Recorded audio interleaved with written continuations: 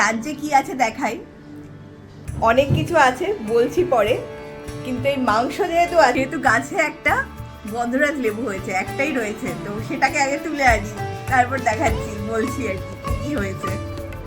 এই যে চলে এসেছি আমরা। এখনো ভালো করে হয়নি, কিন্তু থাকবে না, একটা আধটা খাই। প্রথম আমরা এই বছরের লেবুটা খেয়ে নিই। আরেকটা হয়েছিল, এটা দ্বিতীয়টা। হ্যাঁ, এটা দ্বিতীয়টা।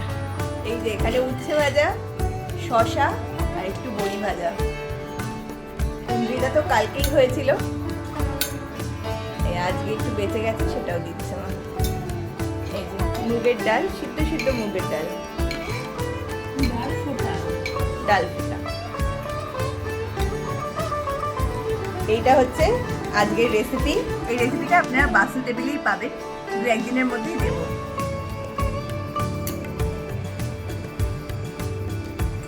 এত কষ্ট করে লেবু তুলে আনলে লেবুটা কিন্তু দেওয়া হয়নি। এই যে লেবু আর মাংস, মাথা কাটা,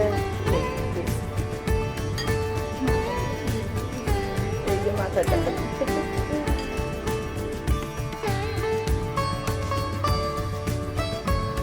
চিকেনটা একদম শর্টকাটে বানানো, ওই জন্য একটু মনে হচ্ছে সব তাকিয়ে তাকিয়ে আছে, মানে বেশি কষিয়ে টষিয়ে করা না। এই তো উচ্ছে ভাজা, ডাল ভাজা,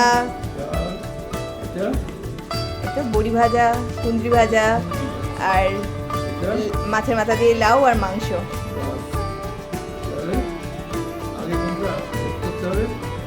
এই মাছের মাথা দিয়ে লাউ ঘন্টটা।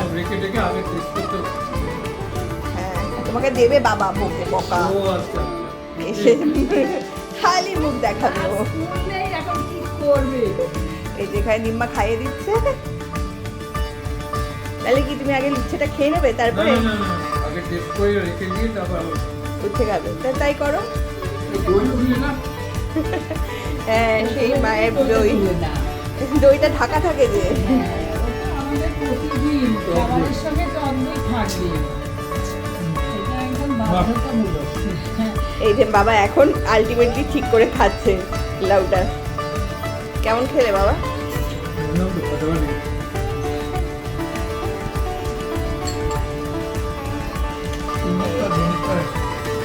দইয়ের রেসিপিটা খুব তাড়াতাড়ি দিতে হবে, মানে রেসিপি নয়, ওই আর কি সবাই বলে যে কিভাবে পাতেন যে এত সুন্দর হয়।